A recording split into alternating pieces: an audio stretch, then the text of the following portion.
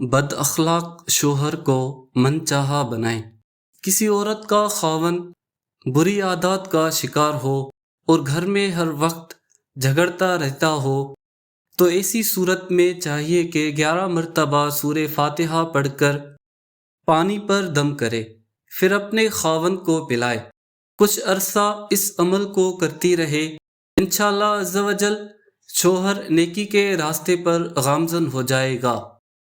اگر بات اس سے بھی بڑھ چکی ہے تو اس عمل سے پہلے 2 رکعت نماز نفل حاجت ادا کرے، پھر پانی پر درج ذیل عمل کر کے پلایا جائے۔ انشاءاللہ عز و جل کچھ ہی عرصہ میں آپ کا شوہر آپ کا تابع دار بن جائے گا۔